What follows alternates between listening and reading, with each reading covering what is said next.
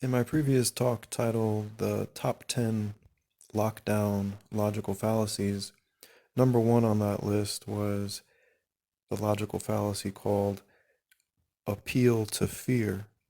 Now it is the first week of June in the year 2021, and I've noticed recently a shift in the use of logical fallacies in support of the global lockdowns going on and the medical tyranny going on. And that shift has been toward a similar logical fallacy, similar to appeal to fear. The name given to this separate fallacy is appeal to desperation.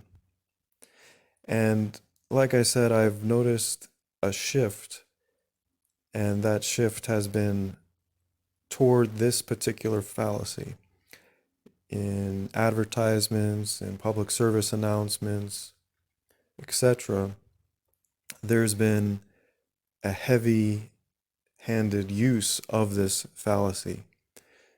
And the way that that's been done is talking about how long these restrictions have been going on, how long now we've been in this abnormal societal condition.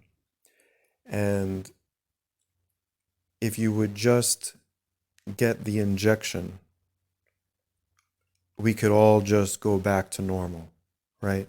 So it's an appeal to desperation in that people are desperate, generally speaking, to get back to the way of life that they were used to prior to 2020, prior to these global lockdowns, and prior to them trying to set this precedent that the state is your doctor and that the state owns your body and the state can prescribe whatever medical device or drug that it wants to, as long as they say it's safe and as long as they say it's, for the greater good. All they have to do is say those magic words and it's supposedly legitimate. So in this book, speaking about appeal to desperation, it says that this logical fallacy is putting forward something that will supposedly resolve the crisis, right? So, something must be done, right? So people are commonly saying like, oh, come on, this is just going on for so long. We need to just get back to normal.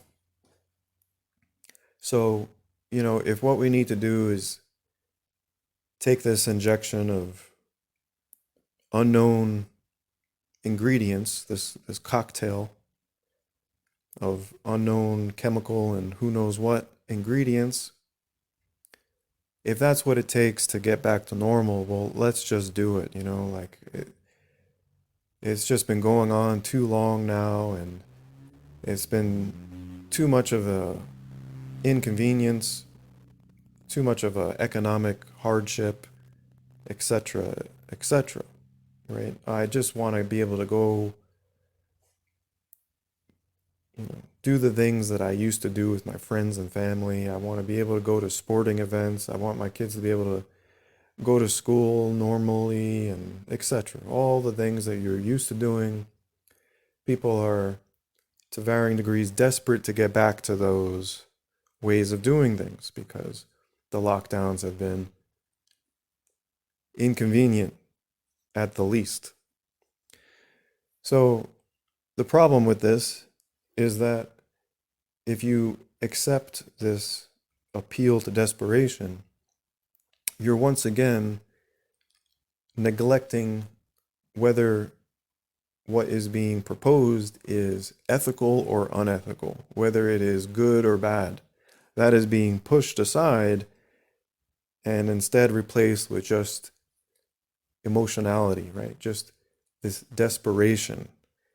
And so they're trying to get you to just focus on your desperation, and then here is the solution, right?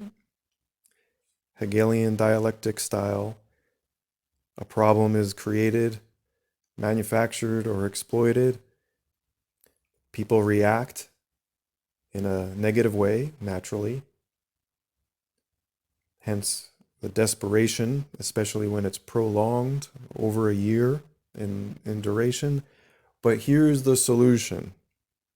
So they basically create the problem, wait for you to react negatively, and then offer you the solution to the problem which they created in the first place. And that solution is also just serving their interests and disempowering you, possibly injuring and killing you as well, by the way.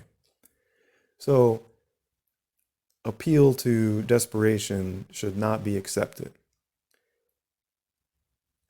Anytime you hear someone talking about the length of all these restrictions and don't you want to get back to normal, if we all just,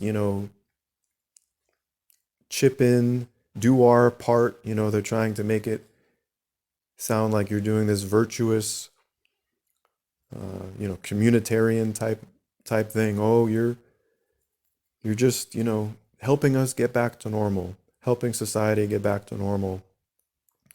Let's just get this over with, let's just get this behind us.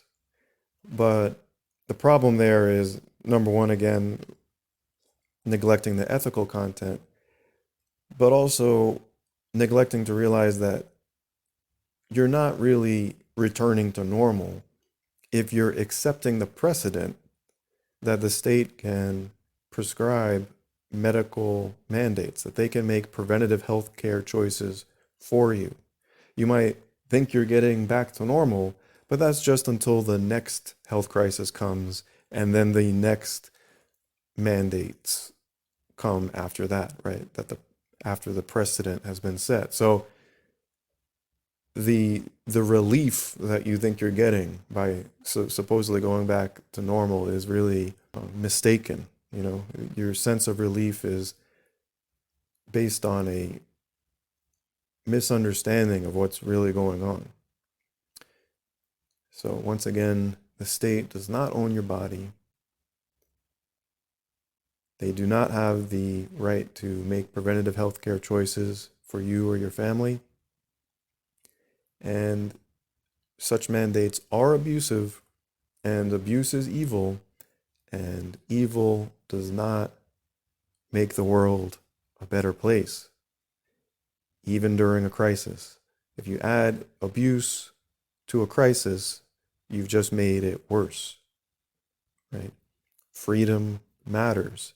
If you're under a condition of slavery, that is not a beneficial scenario. That is not a good scenario to live in. So if you're